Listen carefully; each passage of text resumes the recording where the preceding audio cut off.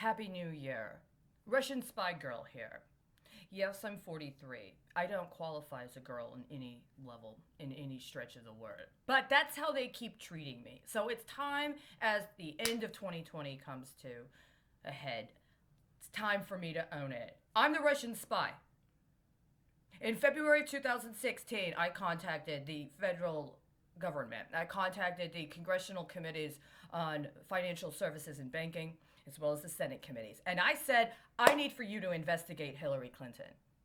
I need for you to investigate Hillary Clinton for her abuse of office as Secretary of State in conjunction with people in the financial sector, including people who had also been in public office. And at that time, actually, one of the people I mentioned in that report was on that committee for House Financial Services.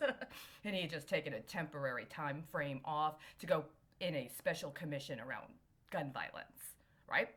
And then I mentioned a specific bank that has a disproportionate and hegemonic hold on very vital resources that were supposed to be under the auspices of the federal government, but have been allowed to be privatized and misabused, as I have found in the intervening years. As a matter of fact, the whole thing that qualifies me actually as the Russian spy, as my herpy attests to, is the fact that my father was actually a career military member of the United States Marine Corps. Served over 20 years and may or may not actually have some sort of genetic indicator that is similar to people from the former Soviet Union.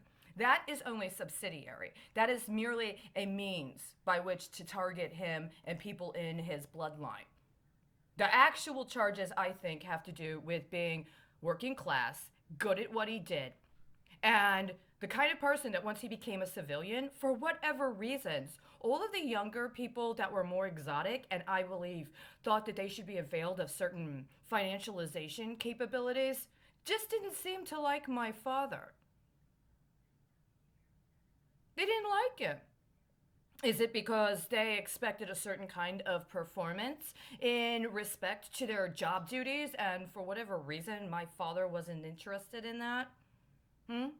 It doesn't really matter. I'm 43 years old. I've been taking care of myself, presumably since I was 18 years old. Why did I have to spend 25 years being used as somebody else's service vehicle? Well, somebody decided to make me Russian, and I got the treatment of the Russian girls. I'm a Russian girl. I'm a Russian girl, and when I found out that Hillary Clinton was engaged in incredibly illegal activities in Honduras that I ended up witnessing when I was a school teacher of children in a private school in Honduras, that somebody was trying to financialize in order to finance not even public schools, but the benefits associated with the teachers' lobby, I got angry, and I said, Congress has to do something about this. But now 2020 is coming to a close. And you still haven't dealt with your Russian spy problem. You still haven't dealt with the actual spies. Like me. You haven't dealt with me. Instead, what did you do? What did you do instead? Well, Happy New Year. I'm sorry to say I'm still a Russian spy. And apparently, I'm going to continue to be a Russian spy until somebody actually follows through on that request for an investigation. Why was somebody who was formerly the First Lady of Arkansas, then the First Lady of the United States, then a senator in a state during a time frame when the state pension system got busted for fraud, and then Secretary of State, allowed to get away with the kinds of crimes, including connected to the financial sector, that Hillary Clinton specifically was allowed to get away with? It's a very simple question.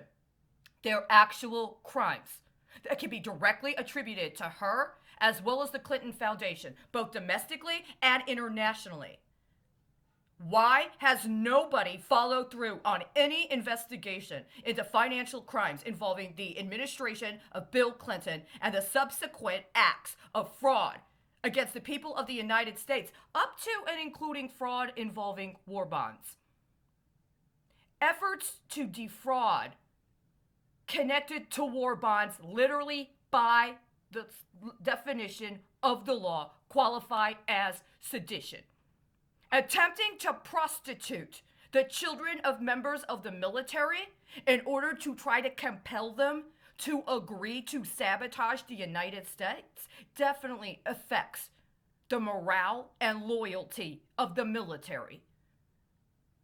Why was I not allowed to go into the military and actually hold people in the military accountable for crimes that came in abuse of their power and duty by allowing themselves to take orders from people engaged in organized crime and that were attempting to compel them to perform in violation of the Constitution and international treaties to which we are signatory? It's a very simple question. Unfortunately, in 2016, I would have merely asked for an investigation of financial crime involving specifically Hillary Clinton and the Clinton administration in terms of the presidential accounts associated with Citigroup. Now I want to know, why did you let organized criminal actors infiltrate the White House and spend 25 years trying to sabotage the United States military into agreeing to cooperate with war crimes internationally and domestically? Unfortunately, this is what Russian spy girl did. I am so sorry. I am so sorry. I really, really wish you would have admitted I was your Russian spy. I really wish you would have told the rest of the fucking world you made me your Russian spy. And then you tried to set up a bunch of accounts connected to children, including teenage fucking girls that you expect to be Russian prostitutes until they ask a question about why they have to sleep with someone they don't want to, and then they become the Russian spies. Who is my handler? I have not been able to give an appropriate report on my field work the entire fucking time. You busted me down to some sort of Russian spy field agent. Who do I report to? Yeah, even in spycraft and intelligence, there are certain procedures and protocols you need to follow through on, or then it becomes espionage.